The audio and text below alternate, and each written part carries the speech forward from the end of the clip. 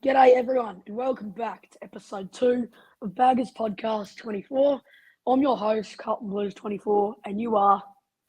Louis from the Perth Blue Baggers pod. Once again, it's a pleasure to have you on as my co-host. Hope your week's been good, and let's just get straight into it. Yep. We'll get into the Western Bulldogs versus Carlton Blues review, where we went down to the Bulldogs by 14 points in our second loss in a row. Louis from the Perth Blue Baggers pod, do you want to start us off? Well, once again, it was another against a team that needed to win. So obviously they came out firing, and they continued to with their hard work throughout the game. So, and I kind of felt like we were always trailing behind, even though we were leading at times. They were missing, inaccurate, but I still think they had the momentum going most of the time. Some of the simple things that we just struggled with, didn't stick tackles, inaccuracy, obviously, in the last quarter where we had some chances, and so it could have had some chances to make a comeback. It was good to see a good fight at the end, and really Cripper deserved a win in this 200th. Yeah. Obviously, as Cripper's been very loyal to the club throughout his whole career. I'll go into my review if you don't have anything else to say. Yep. I'm sure it'll be better than mine. Nah, probably not. But I'll go into my review where I'll start off with saying Cripps did all he could to put the team on his back for the last quarter and carry them home, but he could not inspire Carlton to the win, which really hurt us. I think, as he said, we didn't stick tackles and inaccuracy really killed us. Another thing is Harry Mackay had only the one disposal in the first 2 quarters. And Charlie Curnow kicked 3 goals and 7 behinds, which is not what you want from a key forward. The 3 goals was handy, but the 7 points, that was not what you want to see. Overall, not our greatest effort this year, and we need to bounce back next week against North. Indeed. So let's get into our top 5. Yeah, top 5. So I'll start us off, I guess. 5 votes goes to Patrick Cripps. No, I'm sure you're exactly the same. So another best on ground performance. He did everything he could, especially in the last quarter. It felt like the old days when we had to rely on him to drag us over the line. So he had 28 disposals, 2 goals, 11 clearances, 8 tackles, and 7 score involvements. 4 votes, Adam Sard. I thought he was our best defender last night. Always tried to make something happen. Rather than chipping it around the back, which I saw a bit of a repetition going around. He tried to, obviously get it out of the back line. So he had 24 disposals, 7 ground ball gets, 7 intercepts, and all 4 of his score involvements were score launches too. So made an impact on the scoreboard. Yeah, so huge impact from Sardi. Yeah, and probably his best game of the year, I'd say, so far. Yep. 3 votes, Jacob Wiedering. He was very dominant in the first half with 6 intercept marks. He finished with 8 intercept marks. The Bulldogs tried to sort of exploit him in the second half, I feel. But it was relatively a solid day for Wiedering, considering he came into the game sore too. And then 2 votes, I have Blake Acres. Did a lot of work offensively, and he played much of his game in the defensive half.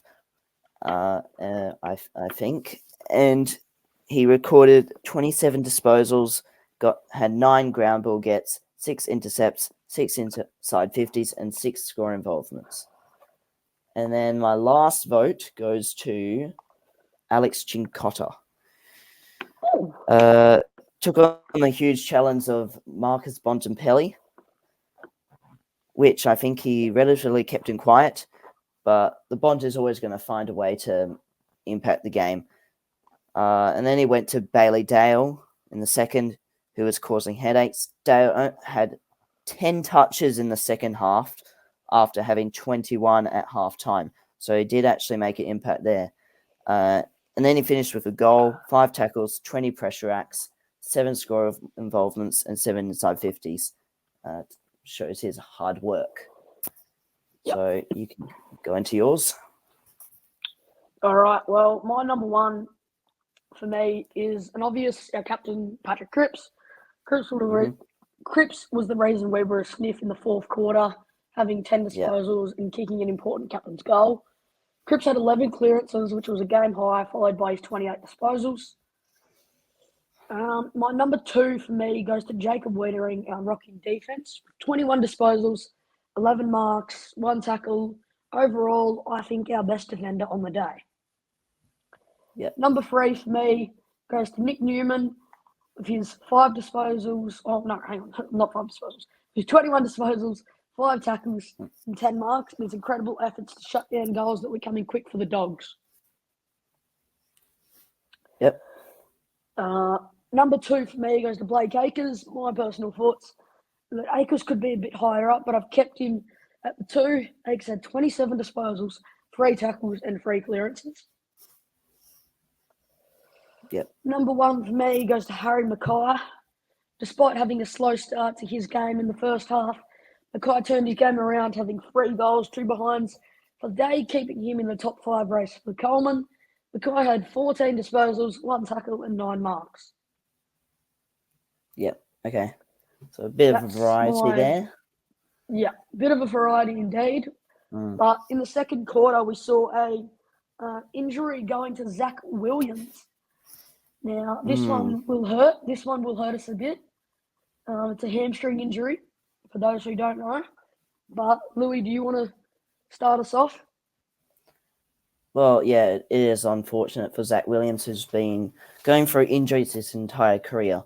So we wish him the best. However, it does leave a vacancy for a small forward. With Fantasia also getting an injury in the VFL, next option, who I think should be the first option, is Jesse Motlop. So I think finally he will get his time again. Let's go. We'd love to see Motts come in, as he is a very important player in our team, actually, and can really turn a lot of games around. Fan favourite too, so I'll get into my Zach Williams injury. Where Williams went down with a hamstring injury in the second quarter. Very unlucky with injuries, as he said. Been injured nearly his whole career, but not all of his career. Unlucky for him. He's been in red hot form and has been a very dangerous player. I'm unsure who really replaces him, but you've got to go to Motts, don't you? You'd think. But could be looking at an Ash Moyer. I'm just putting it out there. I just want to debutante this year. I just want to debutante this year. That's all I want. But yeah, as you said, Orazio Fantasia went down with that calf concern. We're not sure how long he will be out for, but I'd obviously like to see either Jesse Motlop or just a debutant this year. And we'll get into our Carlton versus North Melbourne preview. Quickly on who could debut, I reckon Billy Wilson is closer than Ashton Moyer to do. But I think they both need more time. Yeah. And I don't think Ashton Moyer is quite a like-for-like replacement. So maybe not him. Maybe if one of the tools goes down. So changes, right? Yep. Okay. So I have in Hewitt, Kennedy. I want him elevated from sub, and McGovern, if his fit, comes in, and Motlop. And who comes out? So Williams with the injury. Pin, I think it sort of threw TDK off from impact in the game a lot. Marchbank is out if McGovern is fit. I also want Ollie Hollands to be the sub as Cottrell can play his usual role on the wing now. So there's just a few positional changes as well. My changes for this week is I've got in Moyer, Hewitt, Kennedy, and Motlop. And out, I think Cottrell needs just a couple of weeks in VFL just to get that foot right. He's obviously been a bit quiet the last couple of weeks, and I think he will go into the VFL team this week. It is unlucky, but I feel like he does need just that VFL run for now. But I'm going to move on.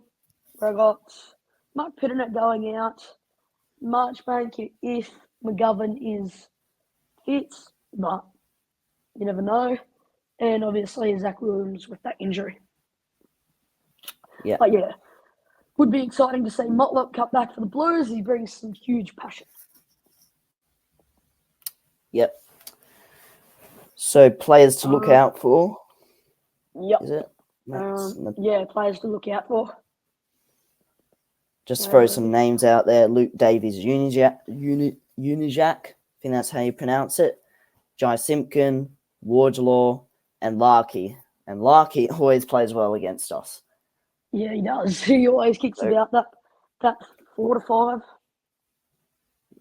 Whoever's on him, probably Wiedering, will have a big job. So have a look out for that matchup. Do you have anyone else that I've missed? No, I had LDU. Got to look out for LDU this weekend. Been in some career best form. Played a massive part in probably the last month or so in North Melbourne's improvement. But I think Chincotta goes on Luke Davies Uniac this week and shuts him out the game, hopefully. Yeah. I feel like we're missing a younger player. Yeah, I feel like we are missing a player. Is it Zebel or something? I think Zebel. I don't know. Move on. Move on to the next part, I guess. Yep, all good. Let's go on to our preview. I've got here. After going down to the Bulldogs, we reset and go again against North Melbourne, where it's pretty simple. We must win to ease up our chances to make finals. This game is where I think we make a debutant, Nash and Moyer. Let's get the win this week, Baggers. Get our final chances looking bigger and better. Yeah, basically how I'd summarise it. North are pretty. They're developing their midfield. I think they've got a reasonable backline as well. I'm not sure. Would Zach Fisher be playing because he's playing the VFL? Yeah, he played on the VFL on the weekend. I'm not sure if he'll play off the half-back line or not this week. Yeah, I thought he was playing well for them, but oh well. Yeah, that's what I thought as well. Yeah, so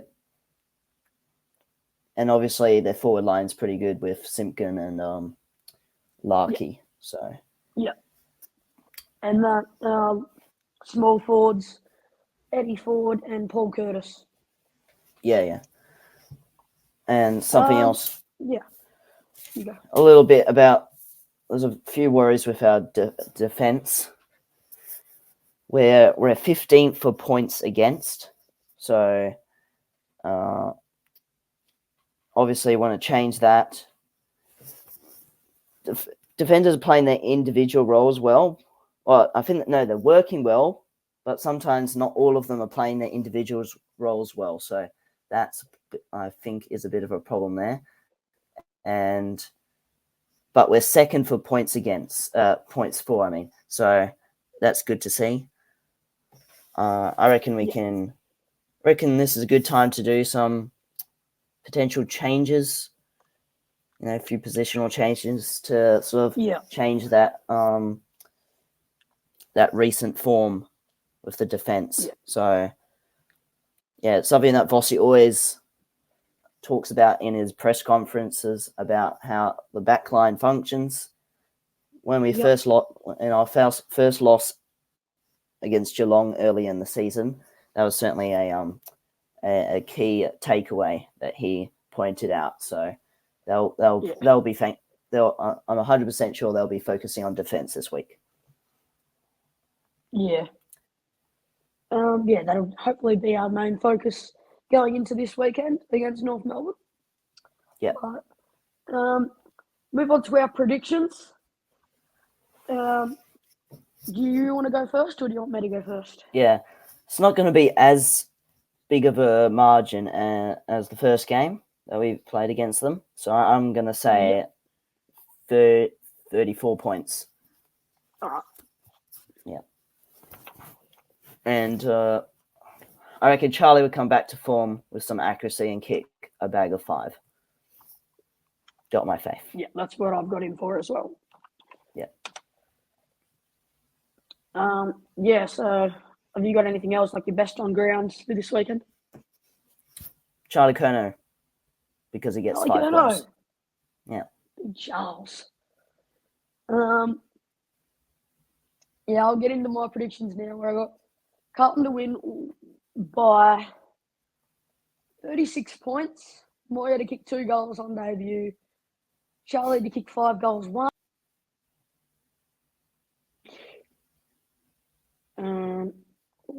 We've got to kick 2 goals, 4. And Cripps, my best on ground, 41 disposals and 1 goal. Okay. Yeah. Because, Cripps has been in some really good form lately, obviously. Just sticking at it. Been sticking at it the whole year. Just a warrior. Another 3 votes, you say? Probably another 3 votes then? Yeah. Yeah. And okay. Speaking of warriors, some news. There's been some news out in the last probably few hours. Some remarkable news. Sam Docherty is pushing for finals after his knee is going very well on the training track. Goosebumps at its best. Tough times don't last, but tough people do. For real. What do you think? Yeah. When my eyes just came out of their socket as soon as I saw the news probably an hour since we started recording this. So this is what Mitch Cleary has said on Sam Docherty. His knee is responding so well, there's optimism at the Blues as to what could be possible to chase a premiership dream this year. Everything would need to go right from here, and he would need a big conditioning block, but it would be a great recovery that mirrors Tyson Goldsack's famous comeback in 2018, which was 22 weeks. Docherty's is 26 weeks from finals. So, it is against all odds, and it's probably more unlikely than likely to play, I would say. But this guy is superhuman. So he is inspiration to lots. Mm-hmm. But that's all I've got for the podcast this week. Thank you all for joining episode 2. Thanks everyone for listening. I'm your host, Carlton Blues 24, and you are? I'm Louis from the Perth Blue Baggers pod, and our podcast will come out soon after this. Sounds good. Cheers. Go chuck them a follow. Go Blues. Up the Baggers.